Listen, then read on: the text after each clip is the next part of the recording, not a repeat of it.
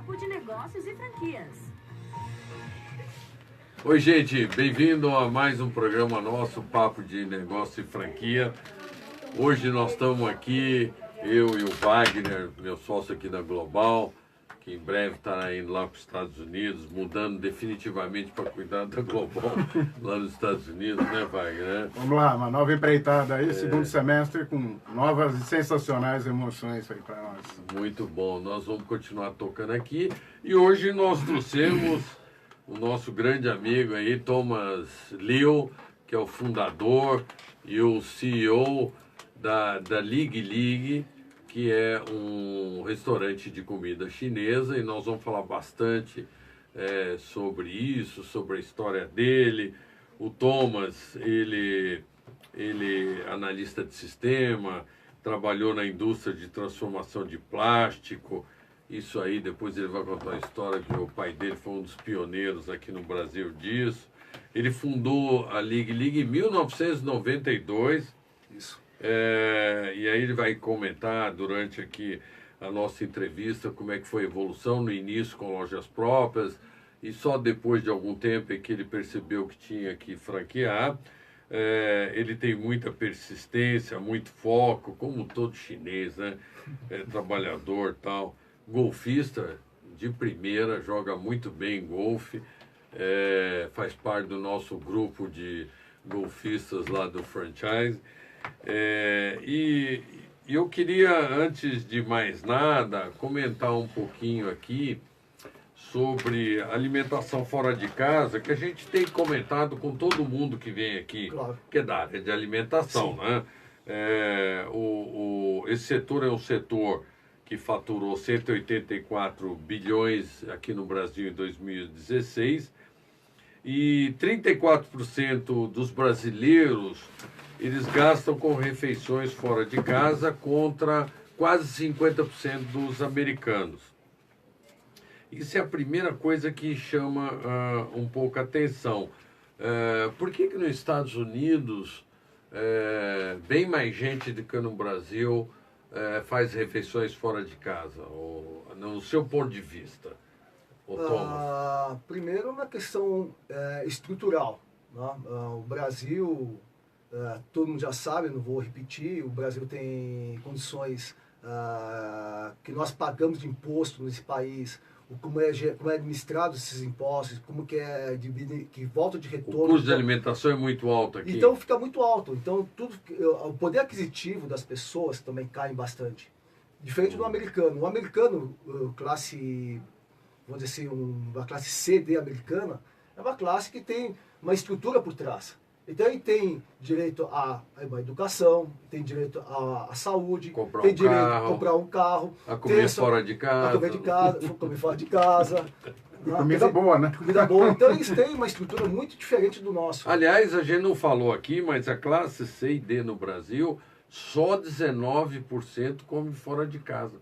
Por quê? Não tem dinheiro. O problema básico simplesmente isso. É renda. É renda. Basicamente Por é isso renda. que a gente não está lá que nem o americano. Dentro do Lig, nós nos preocupamos muito com isso. Tá? Nosso produto, por ser um fast food, apesar de ser uma comida saudável, seria ele é um fast food. Um fast casual, né? Fast casual, perfeito. É uma definição perfeita para isso. Acho que se enquadra mais, né? Exatamente. Que a comida ela é feita no restaurante, né? Isso. Ela é mais elaborada. Ela é mais saudável, mais fresquinha. Tem uma composição bem balanceada, desde se pensar em carboidrato, você pensar em proteína, uma alimentação mais saudável, a forma que é feita a cocção da comida, ele mantém todas as propriedades básicas principalmente legumes, né? Exatamente, principalmente os legumes. Por isso, isso é legal, tá vendo? A gente não sabia disso. Então, a comida chinesa, ela é mais saudável? Sim. Olha, tá vendo? Exatamente. Além de muito saborosa, é uma comida mais saudável. Perfeito. Eu não sabia disso. Apesar de gostar muito da comida chinesa, um franguinho xadrez.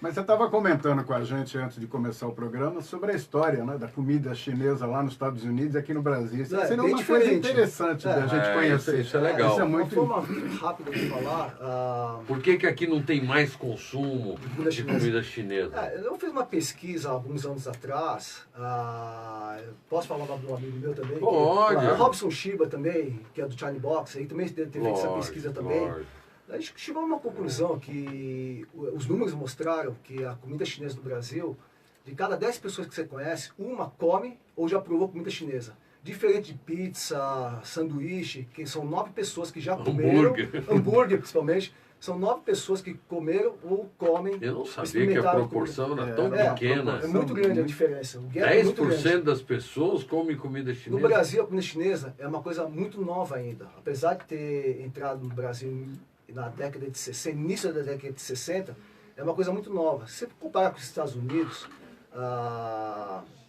aquela velha história da velho oeste americano, a costa da Califórnia toda, ele foi construída a estrada de ferro com os chineses. Os chineses eram mão de obra barata, que trabalhava sem reclamar e sabia fazer comida. Então o pessoal, desde 1800 e pouco, já comia comida chinesa nos Estados Unidos. 1800? 1800 e pouco. Então, a cultura da comida chinesa nos Estados Unidos já foi bem difundida e diferente do Brasil, que começou em 1960. Então, existe uma diferença muito grande de tempo de consumo desse produto. Lógico. Gozado, os filmes de faroeste que a gente vê não aparece chinês, né? Tem índio, mas não tem chinês. Mas se olhar Eu acho que eles vocês estavam vão ver isso aí. filmando, né? Exatamente. Eles estavam O filmando. chinês estava cozinhando. Estava cozinhando. Provavelmente, se você reparar, se for para São Francisco, que é uma cidade muito bonita, 50% da população é de origem chinesa, hoje. Mas você acha, então, o trabalho que o Shiba tem feito lá com o Shine Box está sendo bom, né? Porque ele tem difundido, assim como você, a comida chinesa no Brasil, né? Tem massificado. Você sente que existe uma possibilidade de crescimento desse percentual? Porque é muito baixo, 10% das pessoas. Eu imaginava que todo mundo comia comida chinesa. Não, ano a ano o consumo tem aumentado. Uma forma, infelizmente, com o país da forma que está nesses últimos 3 anos, caiu um pouquinho o consumo. Mas, assim, o trabalho que o Shiba faz, que eu faço, que outros restaurantes chineses fazem, a gente tem mostrado que o yakisoba, que é o prato principal, que é o carro-chefe de todo mundo, está caindo no gosto brasileiro. Tem sido um prato que tem tido consumo tanto da classe A, B, C, D e E. Nossa, todo mundo consome esse prato. Então, se eu for falar um pouquinho de por que todo mundo tem poder de comprar nossos produtos. Hoje, pra ter uma ideia, se for comparar com sanduíches de grandes redes americanas, o preço de um prato hoje do Lig, um yakisoba, você pode comer por R$19. Que é um preço de um sanduíche. Qualquer rede americana de sanduíche que você vai comer hoje aqui no Brasil, o preço é esse, R$19, R$20. Então, e é uma refeição. É uma refeição. Nós conseguimos trabalhar de uma forma tão dura, conseguimos reduzir bem nossos custos, revemos processos. Era interessante você comentar, o que você fala aqui pra gente, que o yakisoba 10 anos atrás custava um pouco mais que o Big Mac, e hoje custa mais barato que um Big Mac. Tá pau a pau com o preço do Big Mac hoje. Ou tá pau a pau? Dependendo da região e da loja, por exemplo, se você vai para um bairro mais afastado, ele consegue vender o preço mais barato que o Big Mac. Agora, você está numa região mais maior, então nós conseguimos trabalhar uma refeição mais barata que o sanduíche. Exatamente. Então você está comendo comida de verdade, quer dizer, que tem saudável, com preço de um sanduíche. Pô, o sanduíche é muito bom, mas sanduíche. Isso deveria ser mais divulgado. O que a gente sente um pouco, é lógico que custa caro de hoje divulgar, mas eu não vejo muita divulgação disso, da comida chinesa. Eu acho que eles deviam, ou com assessoria de imprensa, mostrar isso aqui, essa parte que ela é mais saudável e que realmente tem um custo muito interessante aí. Não, mas isso está sendo hoje, por exemplo, eu nasci como delivery, entrega. Só fazia entrega no início. Hoje tem um salão. as pessoas têm reparado, nós estamos fazendo um trabalho hoje, junto ao consumidor, para frequentar nossos salões. Hoje, você entra com uma família para comer no Ligue, pedir cada um prato diferente, não só yakisoba, outros pratos, 4 pessoas, com bebida, sem serviço, porque nós somos fast food, então não tem 10%. Sem serviço. Mesmo você servindo na você mesa? Come, servindo na mesa. Você acaba comendo, gastando de seus 25 a 30 reais para comer uma refeição. Qualquer restaurante que você vai entrar hoje para comer, é no mínimo 40, 50 reais, um restaurante mais simples. Sim. Se for um pouquinho mais sofisticado, já vai para 70, 80 reais por pessoa. Sem bebida alcoólica. Sim. Então, quer dizer, as pessoas que hoje, com o país, do jeito que nós estamos enfrentando a crise hoje, as pessoas têm notado que comendo Ligue é uma vantagem. Porque por 25 reais você consegue alimentar a sua família. E é uma comida que você pode confiar, porque é uma comida caseira, é uma comida bem feita. Então as pessoas têm entrado muito nos restaurantes. Então, nosso volume de vendas hoje, que era 100% delivery há um tempo atrás, hoje o salão já representa quase 30, 40% das nossas vendas. Porque as famílias estão frequentando. Né? As pessoas no alguns almoço... restaurantes que a gente tem conversado com o pessoal, a conta é inversa, né?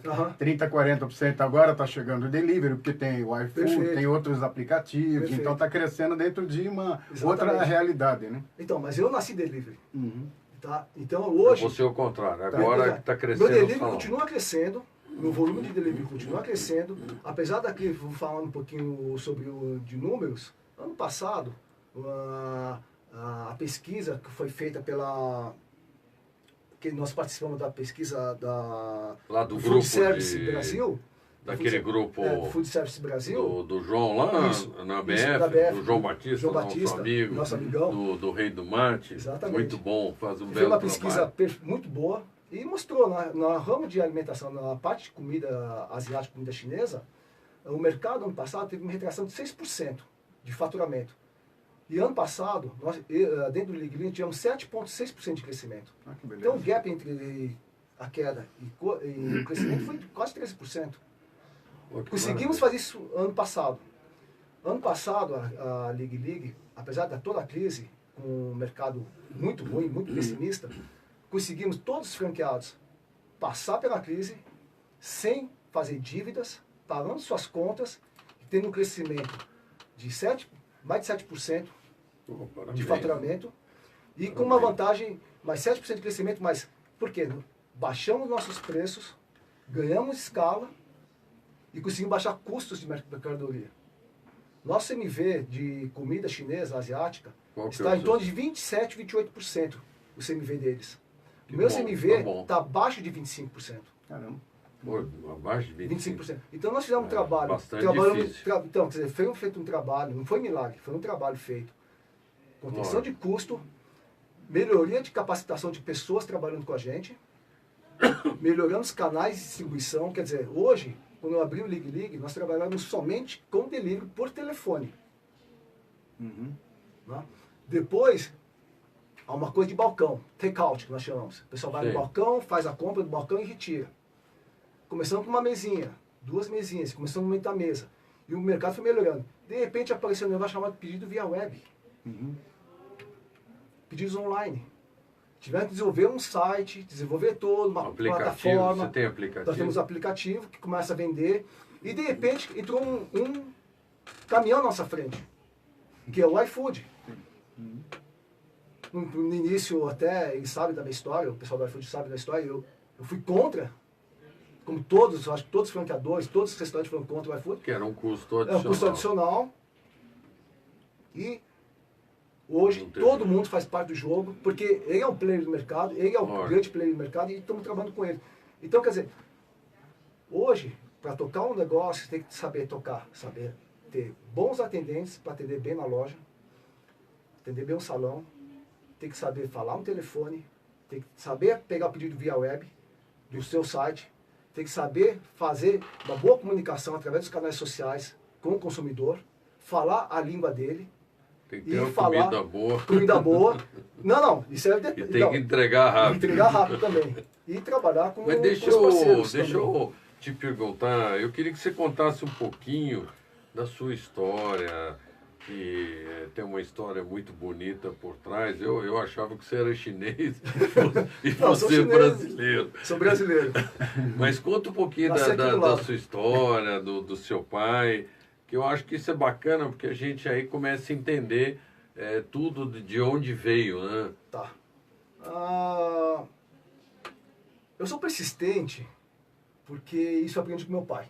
Né? Ele tem uma história triste, mas ao mesmo tempo Bonita. bonita, né?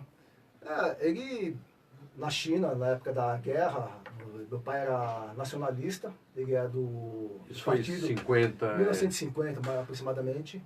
Os comunistas entrando na China, Mao Tse-tung crescendo, e tinha os nacionalistas, o grupo do Chiang Kai-shek. Meu pai se alistou no exército. Meu pai, deixa eu falar, meu pai, na China, ele era favelado, morava numa casa de 4x4, de madeira, com a mãe, o irmão, com 4 filhos. Uau. E minha mãe, ao contrário, era uma patricinha, que morava numa Sua mansão. futura mãe, né? Futura mãe. É uma patricinha, morava Explica aí, numa- porque tá. o pessoal vai Eu morava numa entender. casa grande, meu avô era trader, ele fazia comércio com os Estados Unidos. Então ele teve a primeira geladeira na China, teve o primeiro carro grande na China, teve o primeiro motorista, teve... Então ele era uma pessoa bem de vida, era uma pessoa do mundo. Ele já era do mundo, Cidadão do mundo. cidadão do mundo, perfeito. E nessa época da guerra começou a borbulhar, o negócio começou a ficar complicado. Meu avô notou que era um negócio que não tinha mais volta, que o comunismo ia entrar na China mesmo. E com medo disso, mandou todas as filhas, inclusive minha mãe, para os Estados Unidos estudar, fazer... Sua futura mãe. Futura mãe, fazer faculdade lá. Então se formar nos Estados Unidos. Nos Estados Unidos. Então mandou todas as filhas para lá. E meu pai não tinha outra alternativa. Favelado, exército. Foi pra guerra. Foi para a guerra. Então na guerra, ele começou a trabalhar na guerra e começou a ver como levantar dinheiro para o fundo para comprar armas e tudo.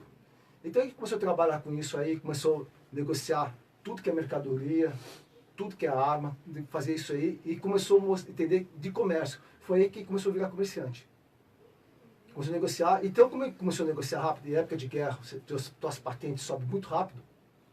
Então, a gente saiu do exército. Quando a causa estava perdida, Chiang Kai-shek falou assim, ó, pessoal, baixa do exército, todo mundo para casa, a causa está perdida, cada um vai cuidar da sua família. Ele já era o que aí? Tenente-coronel.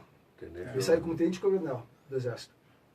Saiu de lá. Mas não valia nada, Não né? valia nada, Porque não valia nada. Tanto é que Perdeu a guerra, né? Perdeu a Era guerra só e saiu com patente. nem um centavo do bolso, porque não tinha dinheiro.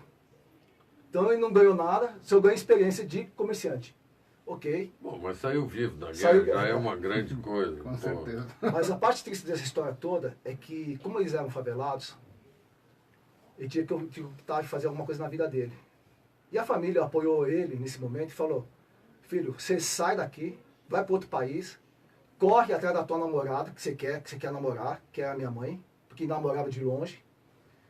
E ele foi embora, deixou a família, a mãe, o irmão, os sobrinhos, na China, e foi para Hong Kong, junto com o amigo. Nessa época aqui, o amigo, ele começou a usar o contato dele, descobrir onde estava minha mãe. E descobriu que foi mudar para o Rio de Janeiro. Porque na época... Dos Estados Unidos, ela foi pro Rio ou foi Foi direto? direto. Foi dos Estados Unidos, direto dos Estados Unidos. Foi Dos Estados Unidos, direto para o pro Rio de Brasil. Janeiro. Por que Brasil? Porque meu avô, na época, como ele é visionário e é comerciante, ele tinha duas opções na vida dele, nessa época. Ou para os Estados Unidos, que era a terra onde se ganhava dinheiro, ou para o Brasil, que era a terra do futuro. Nós Isso é estamos legal, nós isso é estamos legal. acreditando até hoje. Então, ele optou, Coitado do como seu ele é avô. visionário, então ele optou pelo Brasil. Paulo fez a sapataria do futuro, ele também acreditou nisso. Então foi isso, então ele veio para o Brasil. E meu pai falou assim, se ela está no Brasil, eu vou atrás. Mas eles não namoravam, era só... Só flerte. Era um sonho É o dele. sonho dele. Mas minha mãe ia olhar para ele assim, não, quem é que chinesão? Que ele era um bonito, pobretão. Pobretão, mas de uma Harley Davidson, sempre brincando com a moto na frente da casa dela e tal. Então ela gostava dele, mas não tinha muito contato. Lógico. E o pai não ia Meu, aprovar, não. de jeito nenhum. De jeito nenhum. Aí ele chegou aqui no Brasil, Chegou no Brasil, no navio, chegou no Rio de Janeiro, sem dinheiro. sem dinheiro, sem falar português, não sabia, não conhecia nenhum costume do Brasil. E E conversando com alguns chineses que tinha no Brasil, eu falei assim, ó, você vai morar numa pensão, entrou na pensão, levou um choque, porque foi o primeiro choque que ele teve. Ele falou assim, eu era pobre lá, mas aqui é pior. Porque ele morava, a pensão que ele foi morar era na época, só tinha lixeiro e ajudante de obra, que eram as piores classes trabalhistas do Brasil na época. Então, a comida, para ter uma ideia, era a varredura de feira. Tudo que varria de feira, se lavava, cozinhava e era a refeição deles. Tá? Então ele viveu assim, vivia de mascate. Ele vendia produtos para os chineses, porta em porta. Sem falar português e só sabia o valor do dinheiro. E com o tempo, ele foi fazendo isso e ele foi muito persistente. Porque ele falou assim, Thomas, quando eu entrei no Brasil, eu tinha a minha marca era o meu cinto, ele falava. Por que o cinto? Porque quando ele estava trabalhando aqui no Brasil, ele tinha que juntar dinheiro. Por quê? Ele queria se encontrar com minha mãe. Só que minha mãe já estava em São Paulo. E tinha que juntar dinheiro. Então, assim, como que eu faço para juntar dinheiro? Trabalhando e economizando. Mas como o dinheiro era muito curto, ele foi emagrecendo. Então, o primeiro mês fez um buraco no cinto, segundo, terceiro, quarto. Fica até emocionado, mas foi isso que aconteceu com ele. Juntou o dinheiro dele, veio para São Paulo. Nessa época, ele já tinha ouvido falar no Brasil que tinha um negócio chamado saquinho plástico. Por incrível que pareça. Não existia isso ainda. Era uma novidade, era uma coisa que todo mundo queria comprar. Ele começou a comprar e revender, porta em porta. Porque ele já sabia trabalhar como mascate. E vendia de porta em porta, esse saquinho. Ele foi juntando o dinheirinho dele, mas ele viu que não ia chegar a nenhum lugar desse jeito. Porque não tinha escala. Ele precisava do quê? Uma máquina para poder cortar saquinho, comprar bobina de saco para cortar e vender. Aí ia ganhar escala, ia ganhar mais volume. O que ele fez? Bateu na casa do futuro sogro e fez a oferta. Gosto da tua filha, gostaria muito de casar com ela um dia, mas para isso eu preciso mostrar que eu tenho condições de sustentar ela. O senhor me empresta um dinheiro para me comprar uma máquina de solda? Meu avô, foi peitudo. Meu avô olhou para ele e falou assim, olha, é aquele motoqueiro que passava na minha casa com aquela moto acelerando. Pô, se o cara vinha até aqui atrás da minha filha, deve ter algum motivo. Então, vamos fazer o seguinte, daí o dinheiro era pequeno, é um dinheiro small money, um dinheiro pequeno para ele, pum, emprestou para ele. Passou uns 6 meses, meu pai voltou de novo na cadeia e disse, ó, tá aqui teu dinheiro que você me emprestou, eu tô ganhando mais, papapá. Aí meu avô olhou para ele e disse, tá aí uma oportunidade de negócio para mim também. Esse negócio deve dar dinheiro. Deve dar dinheiro. Vamos fazer uma sociedade, eu entro com o dinheiro, você entra com o trabalho. Comprar mais máquinas de solda, corte de solda, e começar a fazer, começou a ganhar escala. E começou a ganhar dinheiro.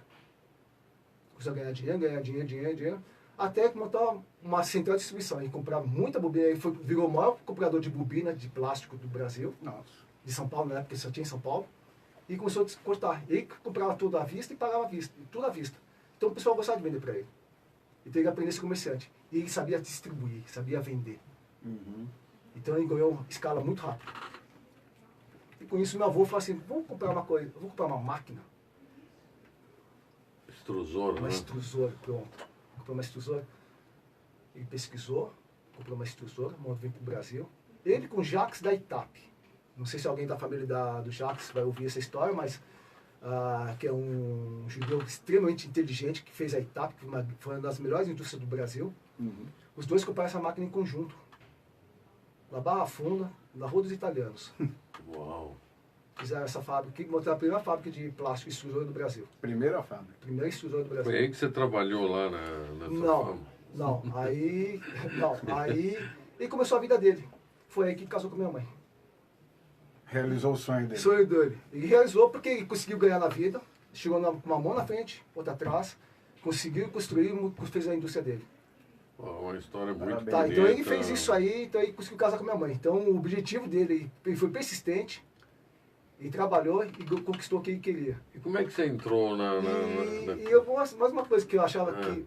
Eu digo que persistência é uma coisa tão séria, que eu me lembro de um fato, quando eu era criança, eu tinha 3, 4, 5 anos de idade. Meu pai chegava em casa sábado ou domingo de tarde para trocar de roupa, tomar um banho e namorava porque minha mãe. Só. E eu, filho da mãe, quem é essa pessoa aqui? Porque eu não conhecia meu pai, porque eu não tive infância com meu pai. Porque passava o dia inteiro trabalhando. E passava a semana toda na fábrica trabalhando. A vida dele era a fábrica. A vida dele foi a fábrica. Então, ele sempre foi uma pessoa muito persistente. Foi daí que eu aprendi a ser persistente também. É uma história bem de imigrante mesmo, Imigrante. muito bonita. Imigrante é isso mesmo. E, É sofrido. e como é que você entrou na comida chinesa? Porque você tem tudo para ter trabalhado em fábrica, Fui piso de fábrica, 12 anos como gente de fábrica, trabalhei ser em indústria. engenheiro, Então, eu fui e você é analista de sistema mas aí e virei cozinheiro. Na realidade foi uma oportunidade que apareceu. Meu irmão e um amigo fizeram faculdade nos Estados Unidos, fizeram Chicago, MBA em Chicago. E me convidaram, eu falei assim, Tomás, vamos montar um negócio desse que tem aqui delivery, que é um negócio muito comum nos Estados Unidos, vamos montar aqui no Brasil, porque hoje no Brasil tem pizza. De comida chinesa, um Vamos delivery. fazer delivery de comida chinesa. Aí eu olhei e falei assim, pô, por que não, né? Vamos montar esse Isso foi negócio. em 92. 92. Mas você foi o pioneiro no delivery de comida Eu chinesa? abri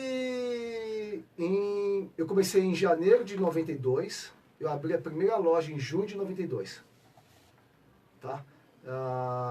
Como restaurante próprio, delivery próprio. Não era franquia isso. Uhum. Era um negócio próprio. A gente montou, como a gente montou o negócio? A gente começou a fazer assim, ó, primeira coisa, tem que ter a caixinha do filme americano. Porque isso vai gerar buchicho. Segundo, tem que ser numa região que é formador de opinião. Escolhemos então o circuito do Autorama, entre Oscar Freire e Lorena, na Ministro Rocha Azevedo. Então todo mundo que andava de carro pela Oscar Freire tinha que passar pela Ministro Rocha Azevedo para entrar na Lorena para voltar de novo para Oscar Freire. Então é um lugar de formador de opinião.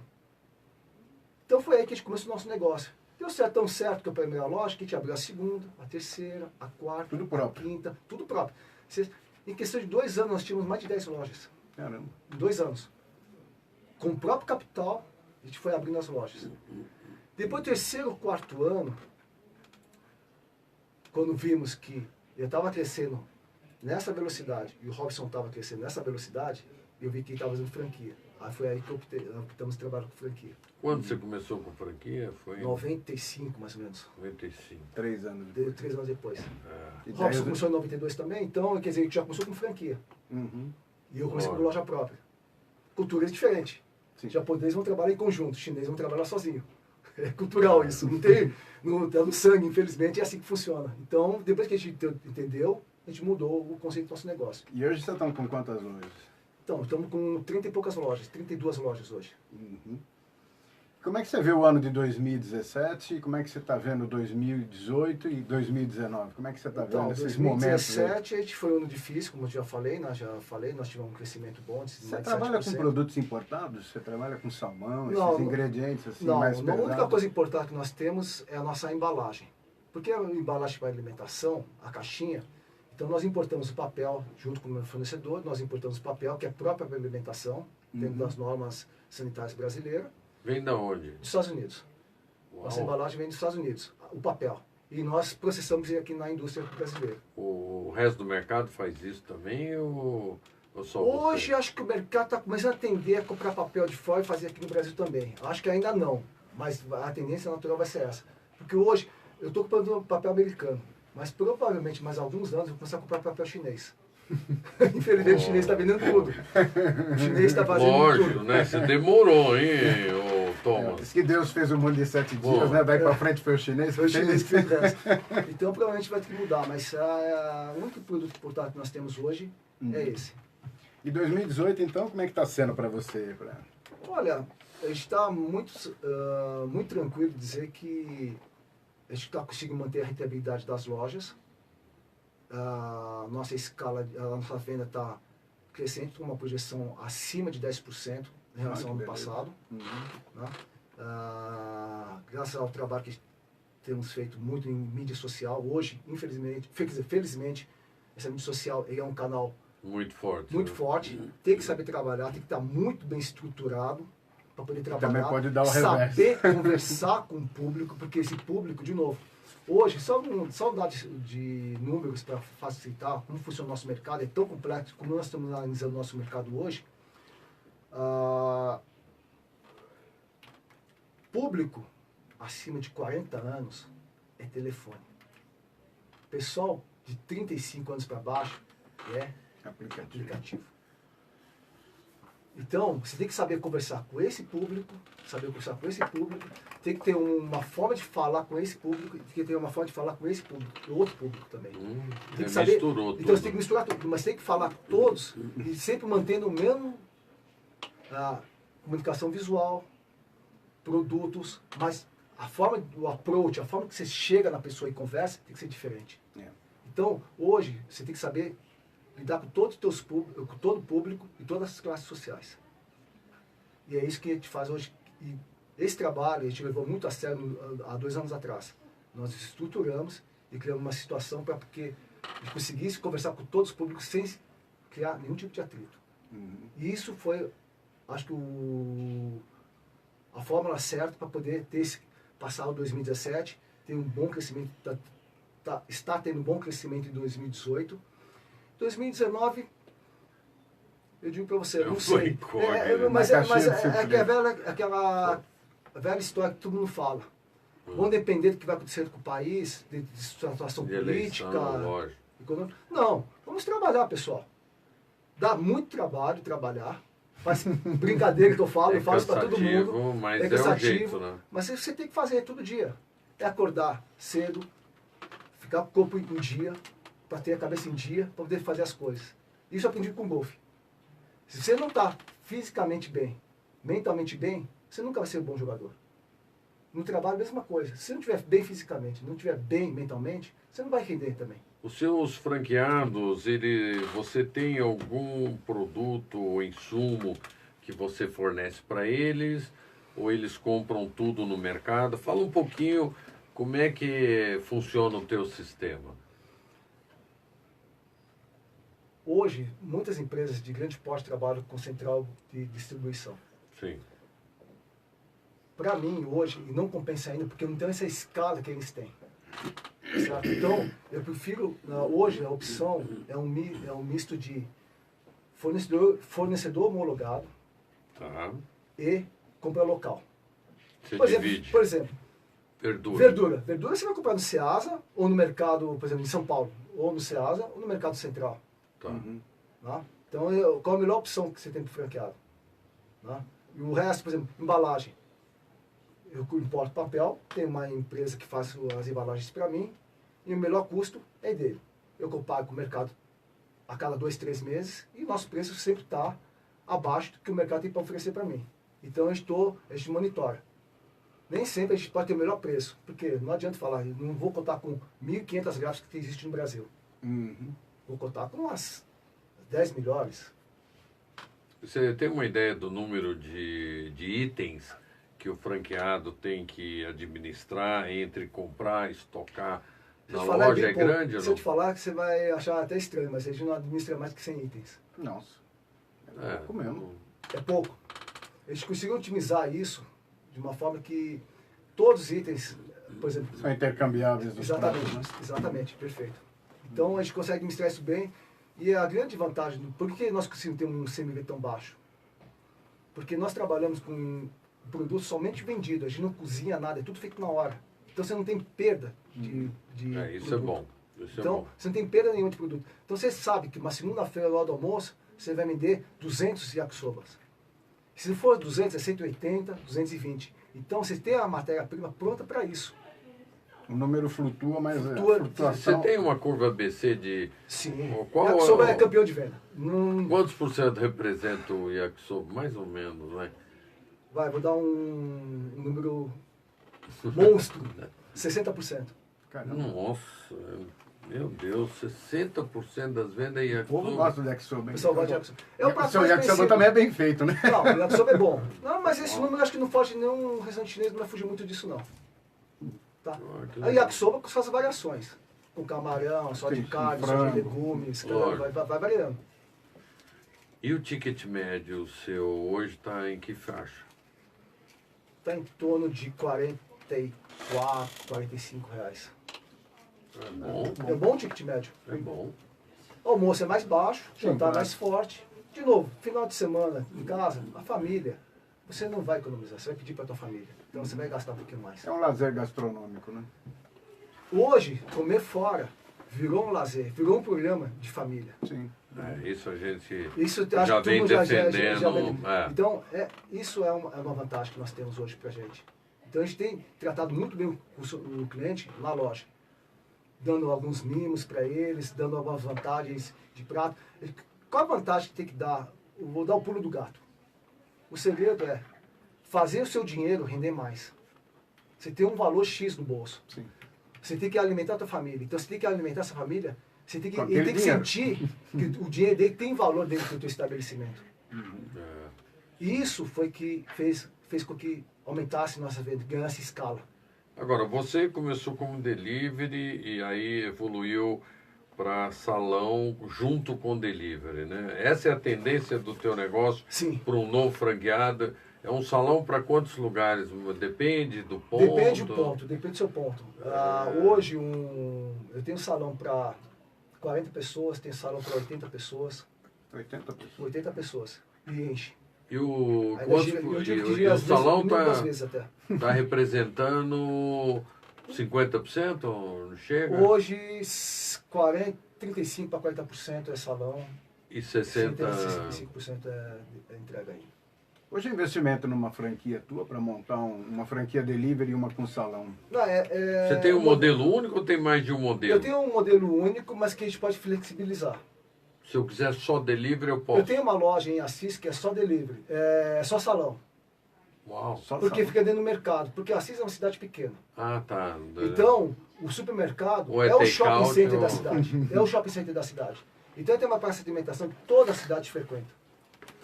Então a gente descobriu isso como nicho de mercado. Então tem uma cozinha uma cozinha nossa que hoje tem que ter só de cozinha em torno de 50 metros quadrados. Fizemos uma cozinha de 30 metros quadrados lá, que dá conta do recado. Caramba. Quantos metros tem mais ou menos a sua unidade, aproveitando aí? Com salão e tudo, nós estamos em torno de 200 metros quadrados, 180, 200 metros quadrados, pelo menos. E qual que é o investimento? 350 mil reais você monta uma loja boa. Com um torno de capital investido em torno de 2 anos, em média 2 anos. Isso com taxa de franquia, taxa de com franquia, capital de capital de giro. Não é muito, Não. 350 Então a taxa de mil. franquia está em torno de quanto hoje? 42. 42 mil, já está incluído esse valor também. E qual que é o payback hoje de um franqueado médio aí? Olha, tem dado, eu vou falar de dados de loja, tá? A real Tá. de loja. Tem dado em torno de 22 a 27 meses, mais ou menos. É uma média. Bastante bom. Em torno disso aí, bastante né? bom. De 22 a 27 meses nas últimas lojas. Quanta de população para uma loja ideal? Então, lembra que eu falei que É. eu fiz uma pesquisa de pizza, 1 para 10 mais ou menos, comida chinesa? Uhum. Então, se você pegar uma pizzaria, você abre num quarteirão, você pega 3 quarteirões para a esquerda, para a direita, para cima e para baixo, você faz teu mercado. A comida chinesa você pode multiplicar por 10. Caramba. Então, você pega uma população, pega uma cidadezinha de 300 mil habitantes, com poder, sendo que pelo menos 50% seja comércio, que viva do comércio, uma parte de agricultura, mas que vive na cidade, aí você vai ter uma população, sei lá, de 300 mil, algo em torno de 30, 50 mil pessoas, com poder aquisitivo bom, aí é uma cidade que você pode viabilizar o negócio. Então, cidade de 300 mil habitantes, com De perfil 300 mais... para cima. 300 mil habitantes para cima. Mas você Bruto, tem, tá você no tem transição de classe. Você tem um potencial grande para crescimento. Qual a dificuldade do crescimento? É ainda esse desconhecimento da comida chinesa? Sim, isso é um dos grandes fatores. Uma boa parte do Brasil, sei lá, norte, nordeste, eu acho que deve ser pior ainda. O mercado deve ser bem mais fraco para comida chinesa, né? Não, eles têm uma boa estrutura local. Eles têm boa estrutura local de comida chinesa também. Mas No é norte coisa e local. nordeste? Nordeste. mesmo? Norte não tem. Mas o Nordeste tem uma boa estrutura de comida chinesa local. Salvador tem um local muito forte. Você vai para Fortaleza, tem outro cara muito forte também. Mas é local. Tem uma loja, 2 lojas, 3 lojas, não passa disso. São pessoas locais. Uhum. Eles trabalham bem, mas é outro tipo de de relacionamento comercial, é outra forma de trabalhar, é bem diferente do que nós estamos É acostumados uma a trabalhar coisa em São mais Paulo. deles lá, Exatamente. mais regional. Mais regional. E shopping center? O que você me fala de shopping center? Porque Eu nasci na rua. É. Eu nasci na rua. Né? Então o shopping center não é o meu métier. Por quê? Porque hoje o shopping center, a brincadeira no ramo de alimentação é fechar a conta. Sim. Uhum. Você tem que fechar a conta. Então você vai a conta de trás para frente. Comida chinesa é uma comida, de certa forma, se for comparar com a japonesa, é muito barato. Ele chega a ser metade do preço, até menos. Uhum. Então, em shopping, ou você tem uma escala muito grande, um volume muito grande, então você vai ter problema de estoque, de preparo, e problema muito grande para tentar chegar no faturamento próximo dos concorrentes locais. A não ser que você coloque comida japonesa junto. Aí você pode aumentar o valor médio pedido e vender mais. Mas, Só comida Toma, chinesa não fecha a conta. Já mas fizemos uma lá conta. nos Estados Unidos, a maior rede de Panda comida Express. chinesa Panda Express tem mais de é 2.000 de shopping center. Ele tem mais de 2.500 Shopping lojas. center, aeroportos, é o Panda Express. Tem mais de 2.500 E lojas. por que lá funcionou tão bem? E você vai em tudo quanto é prato de alimentação, lá tem o chinesinho te Dando dando uma amostra. degustação daquele frango Foi Orange Chicken. maravilhoso que você come e aí já entra na fila lá. Por que aqui Ou dá três ninguém voltas faz na Nós praça isso? já falamos alimentação. sobre isso, Paulo. Nós já falamos sobre isso. Mas De fala novo, pro pessoal. o Porque, brasileiro pô, não está acostumado com a comida chinesa. Ele não tem esse costume ainda. Ele está aprendendo com a gente.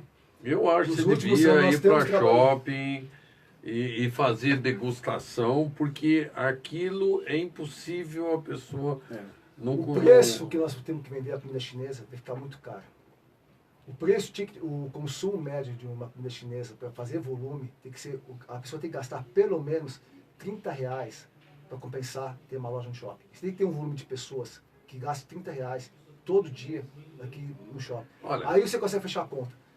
Seu Isso Tom, eu aprendi fazendo compras nosso já am- com nosso- alguns amigos meus de shopping. Então, o meu produto não dá para chegar nisso aí. Hoje nós comemos lá no Mania de Churrasco, nosso amigo Alessandro. Pô, o Alessandro é show de bola. O cara é muito bom Alessandro, no que ele faz. conseguiu fazer na Mania de Churrasco um produto maravilhoso com um custo super atrativo. E está dominando a carne nas praças de alimentação. Eu acho que alguém que entre com a comida chinesa e faça a degustação tem chance, entendeu? De conseguir isso aí. Porque falta isso no shopping, a gente não vê nas praças. você Tem vai- algumas, né? Tem algumas redes, eu não sei se é a rede do Jai tá em shopping, né? O Jinjin? O O Jinjin. Gin né? está em shopping, mas dele é comida asiática. Ele mistura comida chinesa, japonesa, Japonesa, tailandesa. tailandesa. Nossa Senhora. Então são três tipos de é uma culinárias diferentes. Então Você acha cozinha que as Valores asiática. diferentes. Por isso que eu falei, então o valor médio pedido dele é mais alto. Então ele consegue, apesar de ter o volume mais baixo de venda que a média do shopping, ele Entendi. tem um ticket médio mais alto. Então ele consegue fechar a conta. Mas pode ser uma ideia por aí. É, Mas é aí difícil é o para você outro mudar mercado. para isso. E não é meu mercado. Meu mercado Tá. é comida chinesa. Então eu prefiro trabalhar, por enquanto, na minha zona de conforto, que é a comida chinesa. É que eu sei fazer, é uma coisa que tá no sangue. tá no sangue, e que eu sei que tem resultado se você trabalhar, não tem como não ter resultado, é impossível não ter Tem resultado que se ter você a trabalhar. persistência que seu pai tinha. Tem que ter. Se não tiver isso aí, você não trabalha. Não trabalha. Então, esse ramo é difícil, porque tem Lógico. que ter persistência. Comerciante é dia a dia. Aquele pedir que você perdeu, você Tem que não pode- matar um leão todo dia. Todo dia. Todo dia. Mas você ganha. Mas você ganha. Dá para ganhar dinheiro, dá para Não. ter uma renda boa, dá para você ter uma vida bastante confortável com negócio. o negócio no dia a dia. Mas requer trabalho. Eu digo sempre, quando entra um franqueado novo, eu falo assim, teu primeiro ano de vida comigo vai ser um desastre. Porque você vai ter que aprender a lidar com o público consumidor, estruturar a tua equipe para montar a equipe do jeito que você quer, para obedecer às coisas que você está pedindo no seu dia a dia, atender o consumidor do jeito que você quer, criar uma rotina nova para a sua vida. Você Desde faz quando um você franqueado acorda, pôr a mão na Desde massa? quando você acorda até você vai dormir, como vai ser a tua rotina do teu dia a dia, que horas eu faço financeiro, que horas eu faço compras, que horas eu conto estoque, que horas eu montei escala de funcionário, e etc. Então você tem N, quer dizer, ser dono de uma loja é ser um ótimo gestor de negócio. Eu digo assim, quem trabalha no Ligue 10 anos, ele trabalha em qualquer lugar, qualquer atividade, sem medo de ser feliz. Ele vai saber fazer tudo, porque ele sabe exatamente onde, tudo que ele vai ter que fazer. Ele vai aprender gestão de negócio, porque vai ser um bom financeiro, vai ser um bom gestor de materiais, bom gestor de pessoal, e saber lidar com o público. Bom cozinheiro. E esse é o bônus, ser um bom cozinheiro. Quando você começou, que era só delivery, você ainda hoje tem a opção do franqueado querer montar só o delivery, o investimento deve ser bem menor ou não muda muito? Deve ser bem menor, porque aí você já não precisa de um ponto tão comercial. Só delivery hoje, eu não me arriscaria a abrir uma loja Você somente de acha delivery. difícil viabilizar? Porque hoje, como falei, você depende de telefone e pedido web. Isso. Então, até você divulgar, ser conhecido, você tem que ter um ponto. Dentro da tua região, no teu bairro, na tua cidade, tem que ter um ponto para servir de referência para o público. Então, isso é muito importante. Então, já que tem que ter o ponto, já tem que ter o salão também. Porque como ele é responsável por 35% do faturamento, até 40% de loja, então, se você tirar isso fora, é uma loja que pode ter uma rentabilidade, vai ter uma boa rentabilidade, pode ser.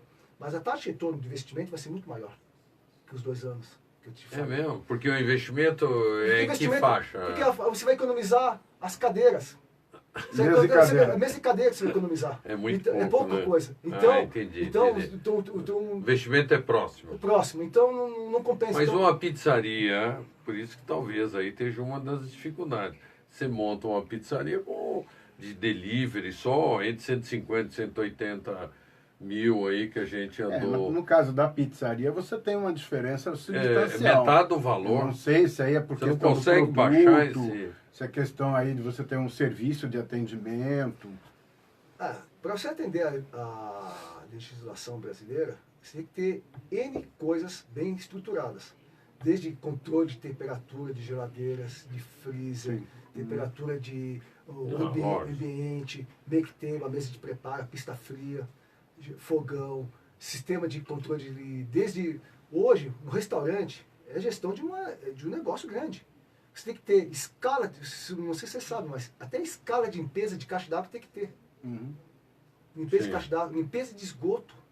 Então você tem um processo, tem que fazer N coisas. Então, se você fizer tudo meia boca, não é uma franquia. Lógico. Tá certo? Então você tem que montar um negócio bem estruturado que dê todo o suporte para o franqueado, fazer toda a parte, todo o processo de uma forma 100% legal, 100% correta. Mas a tecnologia, a gente está vendo uma revolução tecnológica muito grande, mas ela não vem para ajudar você a diminuir custo, a ser mais eficiente. À medida que você tem um aplicativo que você pode fazer um pedido, você não precisa nem a atendente, o telefonista, nem o caixa, nada. Você já pede no aplicativo, já paga, você recebe o pedido e passa para a cozinha lá.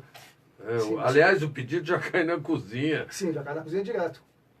Então, isso diminui custo. Eu acho que a tecnologia, ela tem um custo, você tem razão. Mas ela veio para ajudar a diminuir custo, principalmente na alimentação. Entendeu?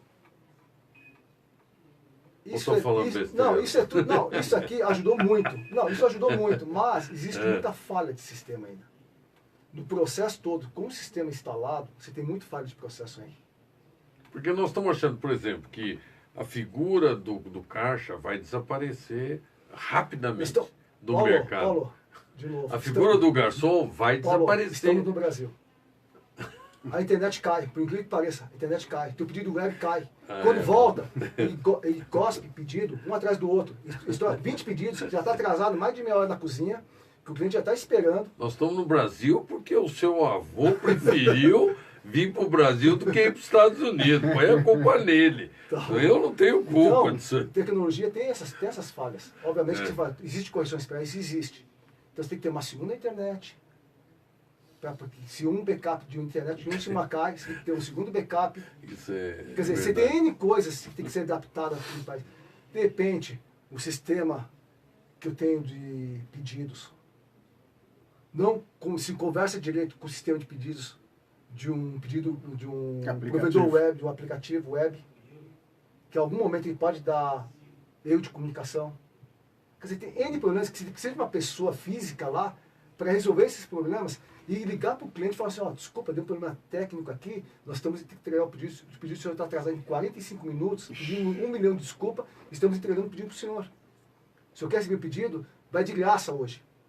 Em quanto Nós tempo? chegamos até a fazer isso, vai de graça o pedido, porque o cliente não tem culpa disso. Não tem culpa. E eu não tenho culpa também, porque é do meu... Sim, do problema que você não tem controle. Não tem controle. Mas Mas- você tem uma equação difícil aí, porque você comentou que o território do franqueado é grande. Sim, é por contrato isso. É grande. E como é que você faz para fazer um delivery rápido?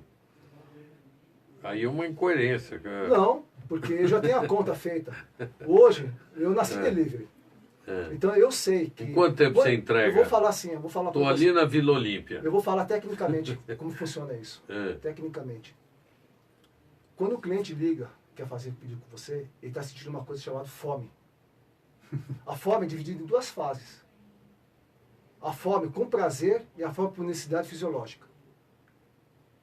Certo. Então, Cada quando dia o cara mais. liga para mim, quando ele liga para mim e manda um pedido para mim, a minha cozinha tem a obrigação de preparar essa comida em 15 minutos. Meu motoqueiro tem a obrigação de chegar em 30, 40 minutos no máximo na casa dele. Porque nesse período, quando o cara consumir meu produto, ele vai comer com prazer, porque ele está com fome, de vontade de comer. Então a lembrança dele, na cabeça dele, que a comida foi sensacional. Se eu mandar uma comida fria, ele vai achar ótima essa comida. A gente, exagerando o exemplo. Sim, Claro. Mas ele vai achar uma delícia a minha comida. Agora, se eu mandar uma comida quentinha, saborosa, bem feitinha, perfeita, daqui a 1h30, vai achar 1 milhão de defeitos na minha comida. E vai comer com raiva e vai te esquecer de mim. Isso já aconteceu comigo Tá? Então, algumas vezes. tá? Então eu digo para você, então, você tem que calcular a tua equipe de motoqueiros, baseada nos seus treinadores e colaboradores, dessa forma. Eu sei que entra 100 pedidos, se entra 100 pedidos, eu tenho que ter pelo menos 10 motoqueiros, 12 motoqueiros, depende do dia de semana. Se é na hora do almoço, tem mais trânsito, tem que ter mais motoqueiro. Final de semana, tem menos trânsito, com menos motoqueiro, atendo a mesma demanda. Então você tem que ter esse cálculo, você tem que ter esses números. Então, de novo, você é um gestor de negócio. Você tem que estar administrando o teu dia a dia.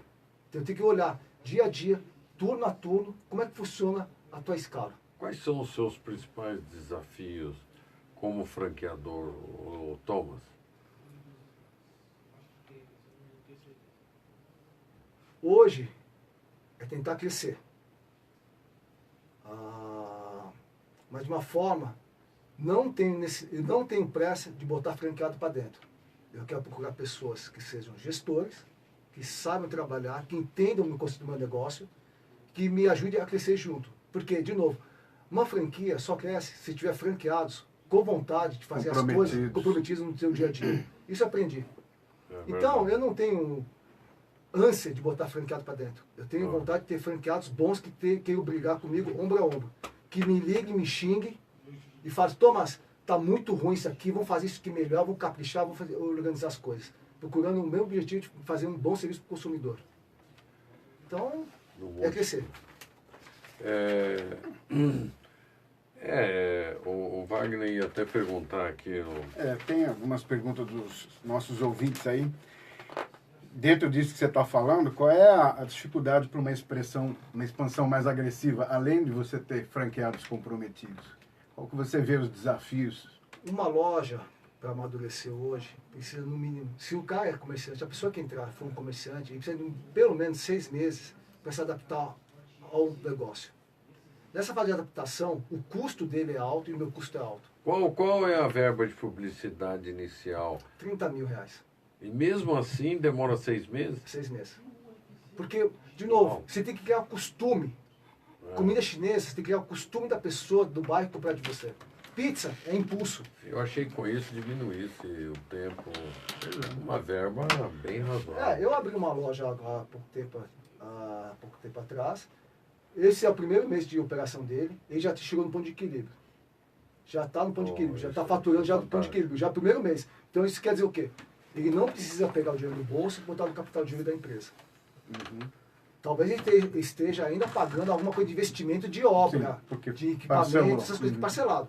Mas operacionalmente, que a gente separa muito bem as coisas, operacionalmente ele está se pagando. Então ele consegue pagar o aluguel, o pessoal, matéria-prima, os impostos, ele consegue pagar já, no primeiro mês já consegue se pagar.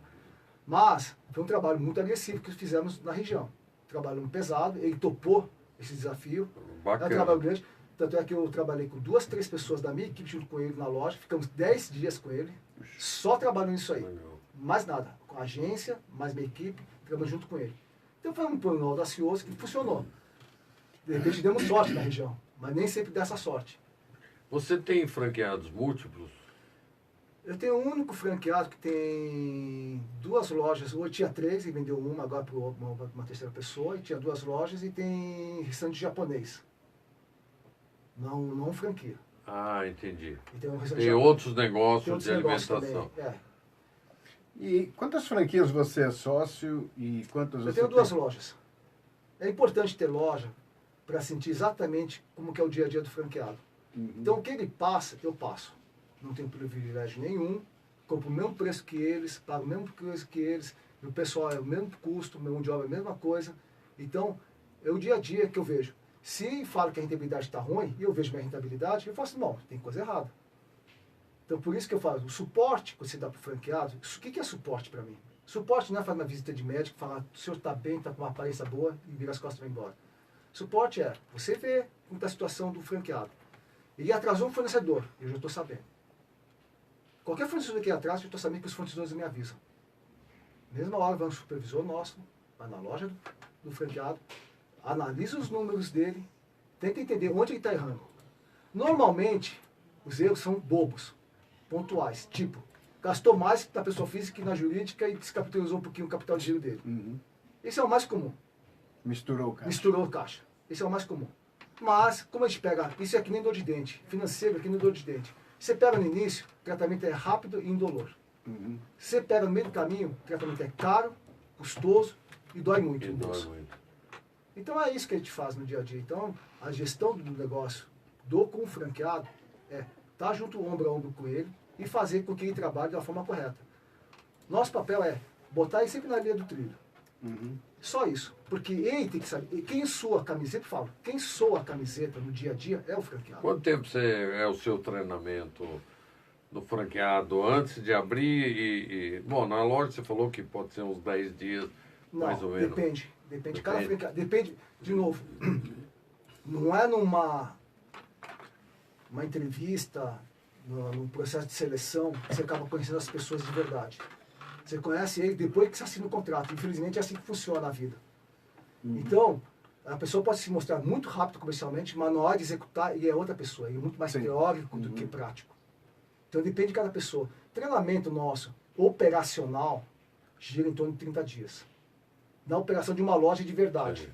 Ele aprende desde como ele abre a porta da loja até como ele fecha a porta da loja. Tudo que envolve isso aqui, 30 dias. Ele fica trabalhando. Bacana. Mais a parte administrativa, toda a parte administrativa.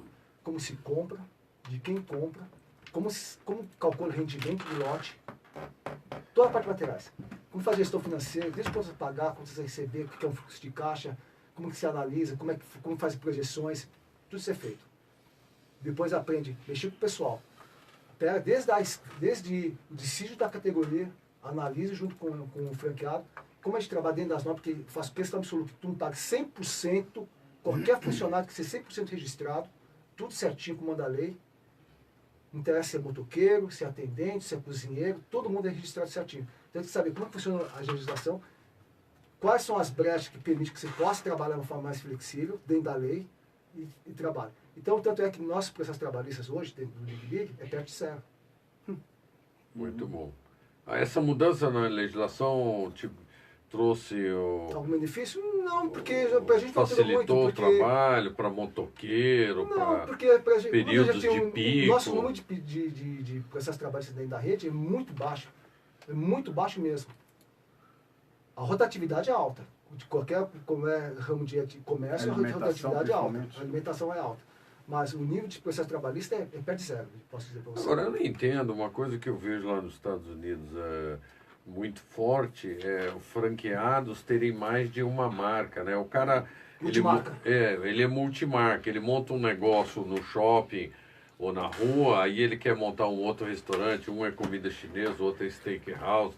É simples a resposta. Por que aqui no A resposta Brasil é isso muito não simples. acontece? Você De novo. deveria... A qualificação. Vou começar assim, qualificação das pessoas. Qualificação do franqueado. Não, das pessoas que trabalham com franqueado, ou pode ser até do franqueado. Porque tem muitas vezes nós temos que ensinar até como se faz uma gestão de negócio. Em alguns pontos. E hoje o franqueado americano ele tem a vantagem que as pessoas que contratam são pessoas que já estão preparadas para o mercado. E hoje no Brasil você não tem essas pessoas. Ele é mais O fácil nível ele ter de uma equipe. profissionalismo O lá é maior. profissionalismo é muito maior. Então as pessoas estão preparadas para trabalhar. Então você larga a mão do gerente com umas metas muito claras, com um sistema de trabalho, ele tem que se adaptar a isso e tem que fazer acontecer. No Brasil você explica para as pessoas, ele faz o sinal positivo para você, vira as costas e não sabe o que aconteceu. Então você não consegue ter várias operações diferentes com pessoas, porque você depende de pessoas para trabalhar. Tá bom. Tem o Carlos Moura aqui, está falando que a sua receita do bolo é muito boa. Obrigado aí por você estar assistindo a gente aí, Carlos. Obrigado. Bom, muito bom, Thomas. Infelizmente a gente vai terminar o nosso programa. A gente quer te agradecer muito por ter vindo aqui, contar essa sua história realmente emocionante, muito bonita. E a sua persistência, esse seu trabalho, eu não tenho a menor dúvida que você ainda vai crescer muito com o Ligue Ligue e a gente espera estar junto aí por muito tempo. Obrigado pela Muito atenção, obrigado, um grande abraço. Valeu, Thomas. E aí, Obrigado. pessoal, até o próximo Papo de Negócio e Franquia.